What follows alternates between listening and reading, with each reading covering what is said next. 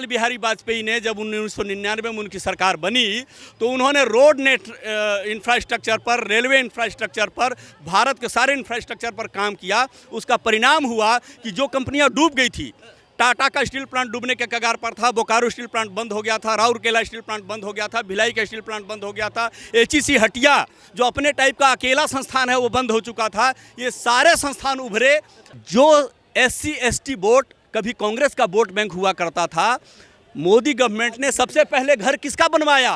तो अल्पसंख्यकों का और SC ST का घर सबसे पहले बनवाया आवास योजना में। केजरीवाल जी क्या करते हैं? फ्लाईओवर बनाया, शीला दीक्षित ने कहा मैंने बनाया जी, कॉलर ऊंचा हो जाता है। स्कूल बनाया पहले मदन लाल खुराना, साहिब सिंह वर्मा और शीला दीक्षित ने, केजरीवाल कहते हैं जी हमने बनाया। जितने स्कूल के कमरों का रिनोवेशन किया उतने स्कूल गिना देते हैं। एक स्कूल में 10 कमरों का रिनोवेशन कराया तो हमने 10 स्कूल बना दिए जी। क्या नाम है आपका? मुरारी शरण शुक्ल। 2024 के लोकसभा के लिए बात कर रहे हैं हम।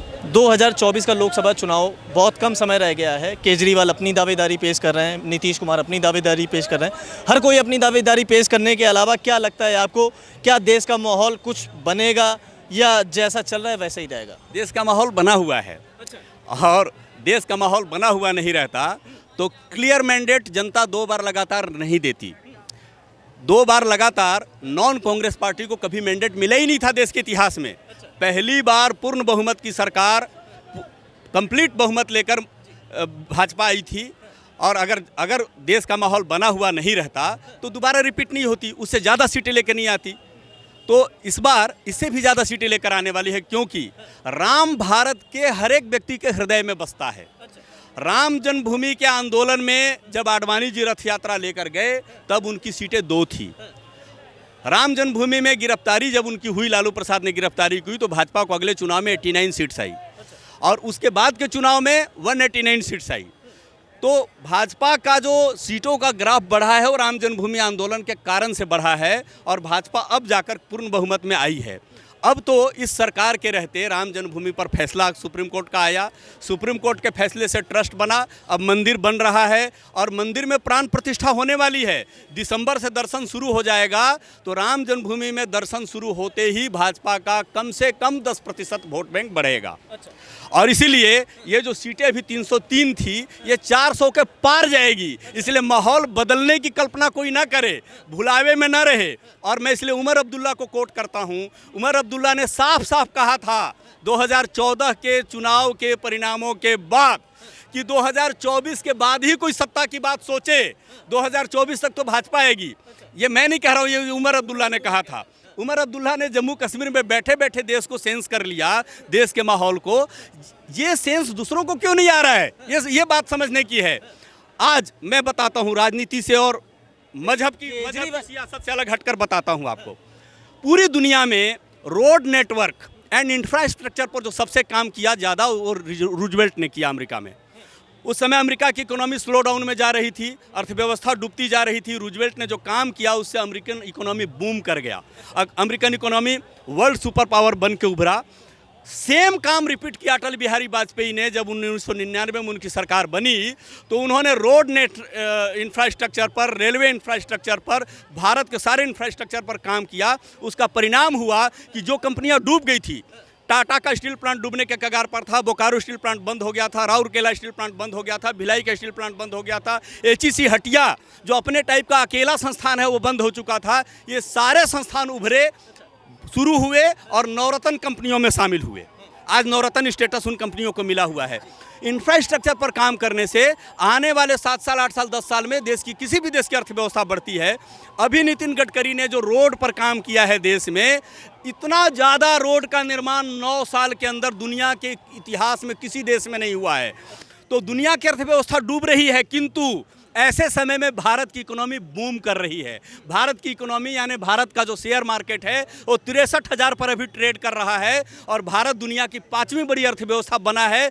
कोरोना के बाद का टाइम जो दुनिया के लिए कष्टकारक था, दुनिया की इकोनॉमी के लिए निगेटिव था, और उसके बाद ये रशिया यूक्रेन का युद्ध है, इसके कारण से दुनिया की अर्थव्यवस्था हिली हुई है, उसमें भी भारत की इकोनॉमी बूम कर रही है। ये केंद्र सरकार के द्वारा उठाए गए दूरदर्शी कदमों का नतीजा है और ये इसका भी प्रभाव जनता पर है जो इंफ्रास्ट्रक्चर पर पहले आज़ादी से लेकर आज तक हमारे देश में मुश्किल से 70-80 एयरपोर्ट थे। आज 150 एयरपोर्ट ऑपरेशनल हैं। आज एयर सर्विसेज के बारे में रिवोल्यूशन हो रहा है देश में। कुल मिलाकर आप देखेंगे कि केवल यही नहीं, जिस समय कोरोना आया था, आप लोग तो एक्टिव लोग हैं, समाज की चीज़ों को जानते समझने वाले लोग हैं, उस समय ये सवाल उठा था कि हमारे देश में, पूरे देश में मिलाकर, सारे हॉस्पिटल मिलाकर 1 लाख भी आईसीयू बेड्स नहीं थे। आज कितने भी रोगी हो जाएं, कोरोना के काल के बाद इतना मेडिकल अपग्रेडेशन हुआ है कि पूरी दुनिया के रोगी आ जाए तो भी हमारे पास बेड की कमी नहीं है। बहुत सारे हॉस्पिटल्स में मैंने जा कर देखा है कि वहाँ जो आईसीयू के बेड्स हैं वैसे ही कहीं ना कहीं भंडार में पड़े हुए हैं, उनका वो हॉस्पिटल्स यूज नहीं कर पा रहे हैं। तो कहने का अर्थ है कि मेडिकल इंफ्रास्ट्रक्चर भी बहुत बढ़ा है। तो देश में जो इकोनॉमी पर काम हुआ है, दूर दूर तक काम हुआ है, उसका जो रेपरकेशन दिखेगा, वह उसका जो बेनिफिट दिखा इकोनॉमी में, जनता तक जो चीज़ें डिलीवर हो रही है, जनता तक जो उसको बोलते हैं सब्सिडी के पैसे पहुंच रहे हैं, जनता तक विकास का जो प्रभाव पहुंच रहा है, उस सब का परिणाम दिखेगा आपको चुनावों में। जो SC ST वोट कभी कांग्रेस का वोट बैंक हुआ करता था, मोदी गवर्नमेंट ने सबसे पहले घर किसका बनवाया? तो अल्पसंख्यकों का और SC ST का घर सबसे पहले बनवाया आवास योजना में। गांव-गांव तक सबके घर बने। गांव के लोग अब कहते हैं स्ट्रीट लाइट सब गांवों में लग गया है, पक्के मकान सबके बन गए हैं, सबके घर में रसोई गैस का सिलेंडर पहुंच गया है सरकारी योजना से। और अब गांव के लोग कहते हैं कि जिस समय बिजली रहती है और ये स्ट्रीट लाइट जलते हैं ना, तो हमें लगता है कि हम शहर के लोग हो गए। तो ये जो फीलिंग शेड्यूल कास्ट और अल्पसंख्यकों के गांवों में आया है, वो वोटों में कन्वर्ट हो रहा है। 2019 में वो वोट में कन्वर्ट हुआ। GST का विरोध करके जितने लोगों ने भी भाजपा के विरुद्ध वोट किया, उससे कई गुना ज़्यादा शेड्यूल कास्ट शेड्यूल ट्राइब के लोगों ने भाजपा के पक्ष में वोट किया, और इसलिए 279 से सीटें बढ़ करके और 303 पर पहुंची। तो वो जो वोट बैंक उनका था, अब ये भाजपा के पाले में है। गाँवों तक शहर में रहने वाले पत्रकारों और बुद्धिजीवियों की नज़र नहीं पहुंच पाती है। देश केवल दिल्ली जैसे मेट्रो सिटीज़ तक सीमित नहीं है। भारत बहुत बड़ा देश है, 7 लाख गांवों का देश है। भारत 141 करोड़ जनसंख्या का देश है, और इसीलिए जो जनता का सेंटिमेंट है वो यदि समझेंगे तो ये जितने भी लोग तीसरा गठबंधन, चौथा गठबंधन, पांचवा गठबंधन बनाने, महागठबंधन बनाने की कोशिश कर रहे हैं, ये कभी सफल नहीं होंगे, क्योंकि उन गठबंधन में शामिल होने वाले हर एक पार्टी का नेता PM बनना चाहता है। जिसके पास गिनती के 6 ही सीटें हैं दिल्ली में, उस दिल्ली स्टेट का मुख्यमंत्री भी PM बनना चाहता है। 6 सीटों पर कैसे प्रधानमंत्री बन जाओगे? जहां बिहार में मात्र 40 सीटें हैं, वहां का मुख्यमंत्री भी PM बनना चाहता है। 42 सीटें बंगाल में है, वहां की मुख्यमंत्री भी PM बनना चाहती है। आंध्रा में जहां 29 सीटें बची है, वहां का मुख्यमंत्री भी PM बनना चाहता है। तेलंगाना वाला 17-18 सीटों पर PM बनना चाहता है। तो ये PM जो सब बनना चाहते हैं, एक साथ 10 PM कैसे बनेंगे? और इनमें सुपर PM कौन होगा? ये कभी हो ही नहीं सकता इनका गठबंधन। देखिए, जब भी भ्रष्टाचार रोका जाता है तो भ्रष्टाचार के खिलाफ खड़ा हुआ व्यक्ति भ्रष्टाचारियों को तानाशाह लगता ही है। जयप्रकाश नारायण के नेतृत्व में जब जनता पार्टी की सरकार आई थी, तो जनता पार्टी के सरकार के खिलाफ भी उस समय के जो भ्रष्टाचारी थे, जब उन पर एक्शन लिया जा रहा था तो वो उनको तानाशाही कह रहे थे। आज भी जब इन भ्रष्टाचारियों पर नकेल कसी जा रही है, इनको भ्रष्टाचार नहीं करने दिया जा रहा है, तो इनको लोग तानाशाह कह रहे हैं। जनता का काम करने वाला यदि तानाशाह है तो ऐसा तानाशाह हमें चाहिए। हाँ, क्योंकि जनता को सुख सुविधाएं जो दे रहा है। आप इस चांदनी चौक की तस्वीर देख रहे हो, ये क्या राज्य सरकार का प्रोजेक्ट था? ये सेंट्रल गवर्नमेंट का प्रोजेक्ट था। चांदनी चौक में चलना कितना कठिन था। आप जहाँ खड़े हैं चांदनी चौक में, यहाँ जितने भी खड़े हैं उनमें से कई लोग होंगे जो यहीं के रहने वाले होंगे, जो यहीं काम करते होंगे, यहीं जिनका जीवन बीता होगा। यहाँ कितना कठिन था पैदल चलना भी, सामान ले जाना तो छोड़ो। आज जो इसकी तस्वीर बदली है, आज कितना सुंदर लग रहा है। ये देन है केंद्र सरकार का। लेकिन केजरीवाल जी क्या करते हैं? फ्लाईओवर बनाया, शीला दीक्षित ने कहा मैंने बनाया जी, कॉलर ऊंचा हो जाता है। स्कूल बनाया पहले मदन लाल खुराना, साहिब सिंह वर्मा और शीला दीक्षित ने, केजरीवाल कहते हैं जी हमने बनाया। जितने स्कूल के कमरों का रिनोवेशन किया उतने स्कूल गिना देते हैं। एक स्कूल में 10 कमरों का रिनोवेशन कराया तो हमने 10 स्कूल बना दिए जी। ये गिनती करने वाले ये भी कहते हैं कि हमारे दिल्ली के, वो तो ये भी कहते हैं हमारे दिल्ली के स्कूल अब ऐसे हो गए हैं जैसे विदेश में स्कूल हैं। विदेश में जो भाषाएं पढ़ाई जाती हैं वो हमारे दिल्ली के सरकारी स्कूल में पढ़ाई जा रही। मैं ये तब मानूंगा जब दिल्ली की जनता दिल्ली के सब पढ़े लिखे संभ्रांत लोग सरकारी स्कूलों में अपने बच्चों का एडमिशन कराने के लिए होड़ लगा दें, तब मैं कहूँगा कि केजरीवाल का यह दावा सच है। आज भी दिल्ली के सरकारी स्कूलों में दिल्ली की जनता अपने बच्चों को क्यों नहीं पढ़ाना चाहती?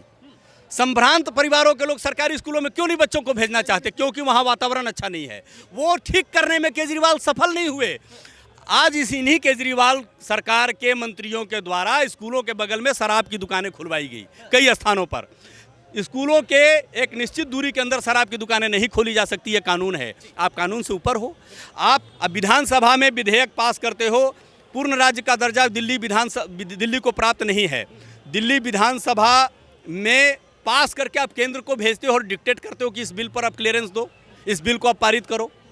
ये जो मनसा है, ये दिल्ली की जनता को बेवकूफ़ बनाने की मनसा है। आपको जिस मनसा से दिल्ली की जनता ने मैंडेट दिया था, आप दिल्ली में वो सब करके दिखाओ। दिल्ली की जनता को ठगो मत। दिल्ली में जो ये सारी डीटीसी की बसें चलती है और ये बसों का नेटवर्क है, ये केजरीवाल का बनाया हुआ नहीं है। हाँ, केजरीवाल ने कुछ कंपनियों से बसें खरीदकर कमीशन जरूर खाया है, कमीशन जरूर कमाया है, क्योंकि जितनी बसें बाद में आई उसमें कमीशन खाया गया। कमीशन के लिए आप बस लेके आते हो। क्या दिल्ली में पब्लिक सेवा नहीं थी? क्या डीएमआरसी की ट्रेन नहीं चल रही थी? मेट्रो ट्रेन नहीं चल रही थी? केजरीवाल लेके आए। क्या दिल्ली में सड़कें और फ्लाईओवर नहीं थी? आप लेके आए। क्या ये लाल किला केजरीवाल ने बनाया? क्या चांदनी चौक केजरीवाल ने बनाया? मैं पूछना चाहता हूँ, ये जो चांदनी चौक की सुंदरता है, क्या केजरीवाल ने क्रिएट की है? क्या इसमें कोई कंट्रीब्यूशन है केजरीवाल गवर्नमेंट का? आप दिल्ली को क्राइम फ्री स्टेट बना के दिखाओ। आप दिल्ली को अपराध मुक्त शहर बना के दिखाओ। शराब की दुकानें खोल कर यहाँ की जनता को शराबी बनाने के षड्यंत्र मत रचो। आप शराब विधेयक लेकर आए तो क्या गड़बड़ थी जो आप वापस ले गए? क्यों वापस लिया आपने? इसका जवाब दिल्ली की जनता मांग रही है आपसे। दिल्ली की जनता आपसे मांग रही है। एक बोतल पर एक फ्री का स्कीम आप ही लेके आए ना? क्यों लेकर आए भाई? दिल्ली की जनता को आप क्या देना चाहते थे? फ्री की शराब या फ्री की शिक्षा? मोहल्ला क्लिनिक में कुत्ते बैठ रहे हैं, मोहल्ला क्लिनिक में सांड बैठ रहे हैं। मोहल्ला क्लिनिक की स्थिति आपने जो बनाई है, कितनी जगह अच्छी है? कुछ जगह काम कर रहा है, मानता हूँ, किंतु 80% जगह पर मोहल्ला क्लिनिक यूजलेस बैठा हुआ है, वहाँ कोई काम नहीं हो रहा है। आपने सरकार का पैसा क्यों लगाया? आपने अपने फ्लैट में 100 करोड़ रुपए क्यों खर्च किए?